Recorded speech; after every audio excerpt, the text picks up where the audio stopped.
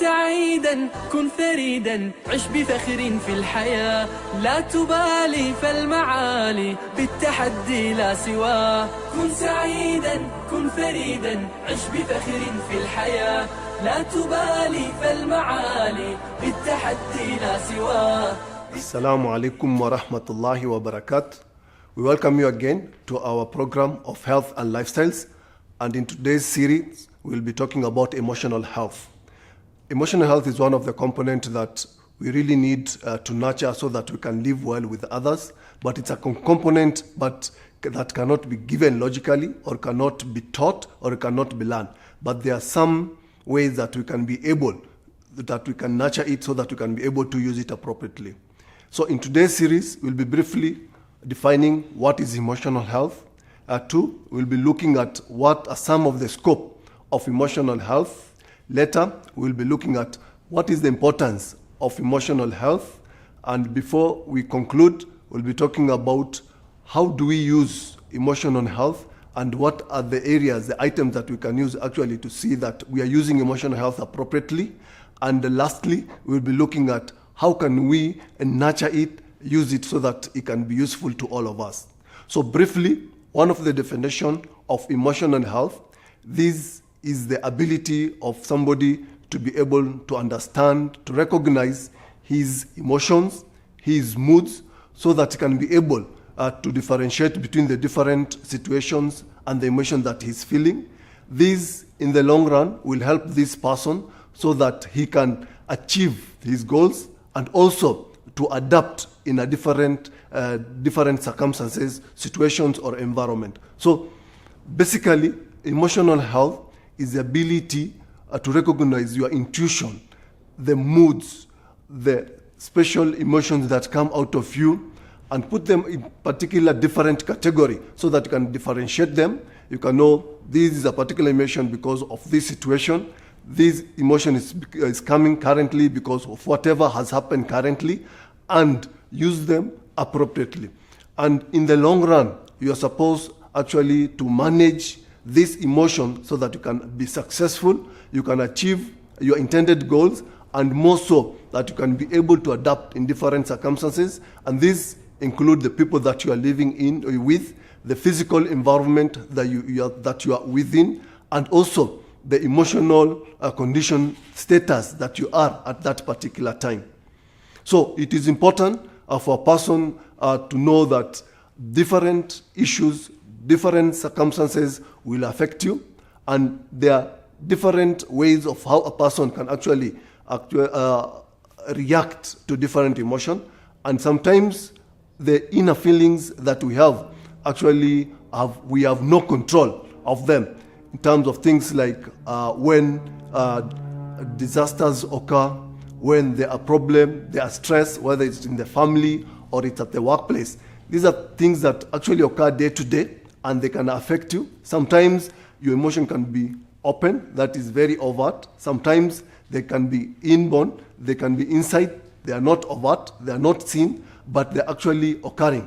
Because our emotions have a physical part, that is how we react outsidely, but there's the inner part, which include things like the hormones that we produce, our heartbeat, the way it will beat, whether it will increase or it will decrease, things that we have no control but occur at that time during when we have different emotions. These could include, for example, if somebody, one has died in his or her family and there is bereavement, this actually brings about the emotion sadness in that person. So this sadness could be come out as crying, somebody becoming depressed, somebody not being able to undertake his day-to-day normal activity. But there could be the inward emotions of different hormones coming out that will affect this person from the way he thinks, from the way the heart actually works, and the other organs in the family. And this, in the long run, will affect this person as an individual, will affect this person the way he interacts with the community in general, and at the large extent with the whole society.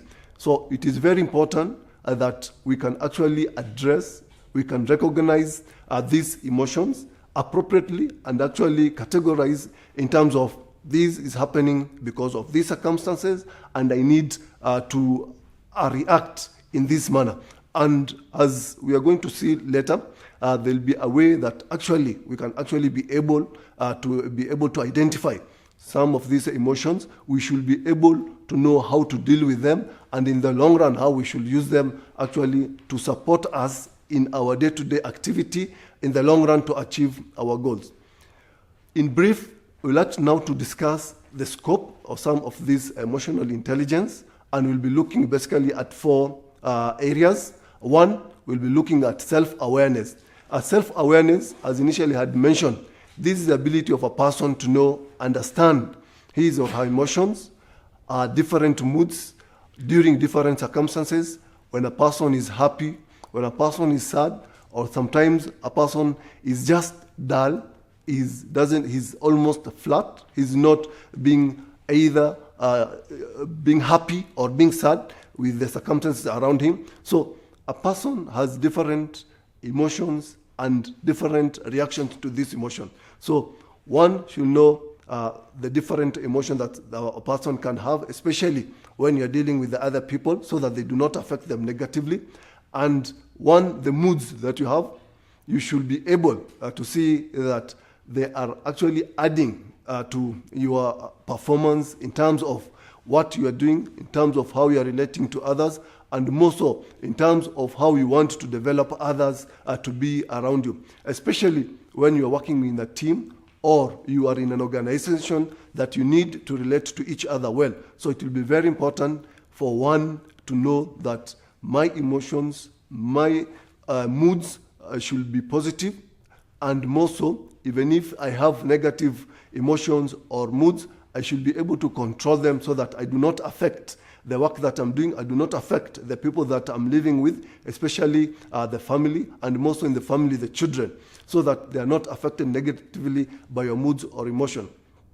The second part, the scope that we are going to look at in terms of emotion, is actually social recognition, social awareness. So a person as an individual should be able to know the people that I'm living with. These particular people are being affected by different cultures, being affected by different behavior, but more so what is very important, you as an individual, is to look at a specific person, understand this person, the way he understands things, the way this person reacts to different circumstances, and more so, how does this person behave in different circumstances. Then in general, also, you should be able to understand different communities, different societies, in terms of how do they relate to each other, how are their cultures, how do they behave in different circumstances, so that you are able actually to be able to live with them. Then you also need to have what called social intelligence in terms of how do you relate with them positively, so that you can be able to be with them, you can be able to work with them, and more so that you can all work together towards achieving different goals or your work targets in terms of institutions. Then we need also to have what we call relation management. It is very important for a person to know how him or her influences other people. In a family, for example, with whatever we do, whether we are speaking, whether just by acting, by our physical activities, by our actions, it's very important to know that they affect our family members, especially the children. We know most of the time the children, they actually copy, they follow, or they try to imitate what they see more than what they are told to do. So it's very important to understand how we influence our young ones, how we influence our family members, how we influence our colleagues, our workmates at different work sites, and also the community in general. Especially if you are a leader, you should know that your activities, your actions will either lead to good management, good performance, or bad, especially to those followers that are following you. In terms of also this relation management, it's very important for you, especially if there are people who are working under you, or even in the family. How do you mentor the others so that they can do what is expected? How do you mentor others so that they can actually be able to do what you're doing in the most effective way? It is also important to be able to coach whoever that you are with in terms of what you're doing or what you expect them to do. So coaching and mentoring is very important in terms of relations management as an individual. The other part of relation management is very important, is about being an inspirational leader. You need, whatever you do, to understand that you are leading either others who are below you or your family members, and they will pick what you're doing. And it is very important that you do as expected. You have the virtues in terms of leadership, so that when you're relating to these people, you can actually relate to them positively. Then the other aspect of relation management is very important for you to use your experiences and try to put yourself into the other person's shoes. That is having empathy to different people, different circumstances that you are living with, especially with the children that we are. Most of the time, we tend to only boss them around, to tell them what not to do, but we don't try to put ourselves into their position, into their shoes. It's very important, for example, to know that children will always be children. They will want to play, they will want to jump around, and it is very unreasonable for us as adults to try and make them to behave like adults. So we need to put ourselves in their circumstances. We need to control what they're doing, but we do not have to make them do what is expected as an adult. So we need to live at their time, we need to live at their age, so that they're able to comfortably live in their circumstances, live their age, grow naturally, and be able to develop as a person, as an individual, and not as a person who's been forced, or a person who always just feels that there's just a lot of negative issues, there are a lot of denials, and many of no's, especially when they try to do new things. So it's very important for us to be able to control ourselves, especially when dealing with children. In terms of also the scope of emotional intelligence, it's very important for us to be able to have self-regulation. Whatever happens into you, whatever circumstance that you are in, you need to regulate it so that you do not overreact, you do not do things over the period, so that you're able to contain yourself. So it's very important in terms of whatever feelings, whatever emotions, whatever moods that you have, you need to have self-regulation. And you can only have self-regulation, one, if you can identify, you can recognize what emotions that you are or the moods that you are, so that you're able to react accordingly.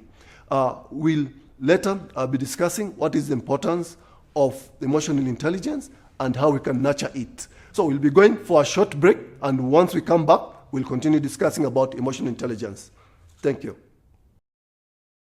Welcome back to today's program of health and lifestyles. And in today's series, as we had mentioned earlier, we are talking about emotional intelligence. We had earlier discussed briefly about the scope of emotional intelligence, especially on the issues of self-awareness, self-regulation, relation management, and social awareness.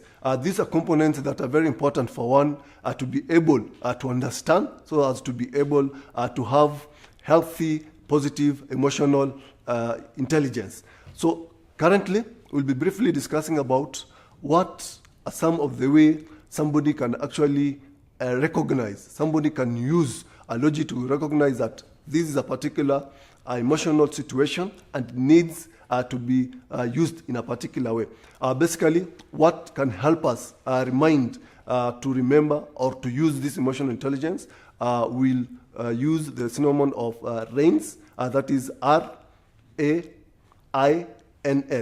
And for R, we'll be looking for a person's ability. How do you recognize that this is a particular emotion? So it's very important for you to have that intuition, that ability to understand that this is a particular situation that I'm experiencing because of these circumstances. So these are understanding your emotions, recognizing your emotions. And in terms of recognizing emotion, you'll be able to categorize them in terms of this is a happy emotion, this is a happy mood, this is a dull, this is just a flat situation about my emotions, about my experiences, and about my moods. This is a sad situation. This is circumstances that actually are making me, putting me down because of certain circumstances. And it is important to understand these different categories so that you can react accordingly, so that you can also not overreact because of certain circumstances. We know we experience different circumstances, whether they are positive or negative. So, for example, if somebody is very happy, you don't need to overdo it until the people who maybe are around you feel that you are now being not sensitive to their presence, you're not being sensitive to their feelings, and you're not being sensitive to their relation. Also, if one, for example, is bereaved, you don't need to overreact. Yes, you need to feel that emotion. You need to undergo that situation so that actually, if there is a death, for example, you can bring out the emotions by crying. You can be sad, you can be dull, but you don't need to go overboard and do things that are not appropriate, maybe even harming others, maybe even cause the situation to be worse. So it's very important for you to recognize what is happening, the condition that you're experiencing, so that you can react accordingly. The next is A, and that is acceptance. You need to accept the different situation. They might be good or they might be bad, but it's important for you to accept. The biggest problem with people to move on is when they stay in denial. Something has happened, but he's not accepting whatever has happened. He wants to reject. He wants to believe that it has not occurred. He wants to believe that this thing is not real. So this actually delays the process of somebody, for example, healing, delays the process of a person moving on with a particular situation. This delays a person in terms of performing in his individual day-to-day activity. So it's very important for one to accept that this emotion has occurred, and it has occurred because of this different thing, and we need to react or to deal with it in this particular manner. The next thing is that whatever emotions have occurred, even after we have accepted it, it's very important for us to investigate and know why has it happened. Because by understanding the source, by understanding why it has happened, and by understanding how it can affect one or it has affected others, it helps in the healing situation, it helps in the person in moving on. So the I, you need to investigate. It's very important, even in the minimal way, possible way that you can do. It doesn't need to be a very scientific way, but you need to ask yourself questions. Why is it happening? Has it happened to others? How have they dealt with it? And how do I need to move with it? Then the N in these circumstances is we need not to identify with the emotions completely. In that, yes, the emotion is there, but we don't want to make it part of us. We don't want it to be part of our life. We don't make it as a permanent thing in terms of affecting us. So we need not to identify with that particular emotion so that you can actually be able to move on. You can overrun it. You can deal with it without it affecting you for long or bringing complication. So the last item here is the S, and this is in terms of after recognizing the emotion that has come on, you have accepted it, you have investigated it, and you have not identified with it. You need to strengthen whatever process you have undergone so that in the future you can use this as a best practice, you can use it as a learning experience so that you can adapt accordingly to whatever situation or another situation or another similar situation if it occurs. So this is a possible way, looking at it logically so that you can be able to deal with a particular emotion. Currently, we'll be looking briefly at what or why is it important for a person to have to be emotional healthy or to have emotional intelligence. This is very important, especially for those who are leaders, because you need to inspire others to do the right thing. You need to do the correct thing. Secondly, when you have emotional intelligence, it helps us having a mental health. So whatever you do mentally, we look at it logically, you deal with it effectively and efficiently so that you can make the best of a certain circumstance. So it is very important so that you can have this emotional intelligence so that it can help you to deal with people appropriately. In an organization or institution circumstances, it's very important. It helps in people to have a teamwork, because the way you react with people can either bring people together or can push them away further from you. It can also make people understand what you want them to do. You will then be able to understand you as a person, and they will also be able to understand what is your role and what is their role in terms of the teamwork where you are. So it is very important. It helps an organization to have that teamwork. Then in terms of performance, if people are emotionally healthy, every person will be dealing with oneself as an individual in the best possible manner. They'll also be able to have interpersonal relation. They'll be able to relate with other people well. They'll be able to communicate well to the other person, so that in terms of whatever they are doing, they can actually be having synergy and talk the same language. So in terms of teamwork, in terms of performance, it's very important for us to have emotional intelligence. It's also important for us to have emotional intelligence, or to be emotionally healthy, because it helps us move on whatever circumstances that we are in, especially in times where things are not good, things have not occurred properly. We have experienced death of one of our relative or one of a person in our community.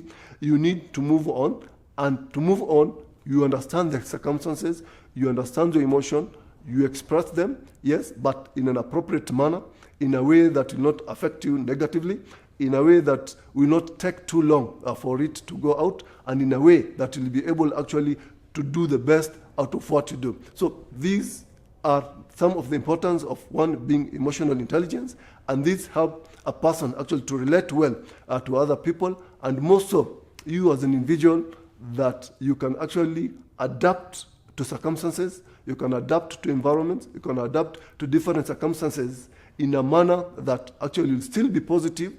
You have been affected, yes, but you are being positive in terms of what you're doing, in terms of how you relate with others, and more so in terms of the performance, in terms of the goals that you have put as target and you want to achieve. So these are some of the ways that you can actually be able to recognize what is an emotion, what is a mood that is going through you, and how you can deal with it. And these are some of the things that is very important for you to understand, so that you can be able to relate to people. And more so, has been mentioned earlier, when we are dealing with our colleagues in our workplaces, when we are dealing with the children, and the other circumstance that is very important for us to understand our emotions and to understand the emotions and the moods of other people is when we are dealing with the elderly. It is very important to know that the elderly will have different emotions. They can change. They can actually be very abrupt from being happy to be very sad. So understanding the emotions, understanding your position will actually help you to relate well with these special different groups, that is the children, your workmates, and the elderly in a particular manner, so that you are able to relate well and you are able to help them in the most possible manner. With this, we like to say, Assalamu alaikum wa rahmatullahi wa barakatuh.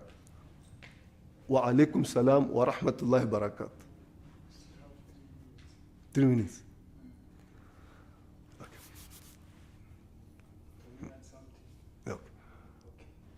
Okay. So in terms of the recognition, it will be very important for you not just to recognize these emotions or moods in you as a person. It is also very important for you to relate this to the people that you are living around. Your family members, for example. How does your partner, how does your spouse react to different situations, whether the emotions or the moods or the characteristics are in you. But also you, how do you relate to the other person? If this person has been affected in a particular manner, how are you able to recognize what has happened into the other person, putting yourself into the other person's shoes, having empathy in terms of what is happening, the experiences you have, and these will actually help you to relate with them. In terms of accepting, you also need to see that if it happens to another person, how do you accept that this thing has happened to another person, this thing can happen to another person, and how do we deal with it if it has happened in another person. And also important as for an individual, when you need to investigate if there is an emotion occurring in a particular person, you need to investigate why could this be happening in that other person. Why? What are the sources of this? Because these are some of the things that will actually help you to deal with the other person. If you know why this person is behaving in a particular manner, why this person behaving in that way, why this person being affected by this current situation, the emotion or the mood of this person, it is one of the ways that can actually deal with it. And especially for people maybe who are adversely affected by these emotions until they have mental issues, they have mental illness. Unless we understand the conditions that led them to this, we will not be able to deal with them. So we need, for example, to see, was it a stress situation at home?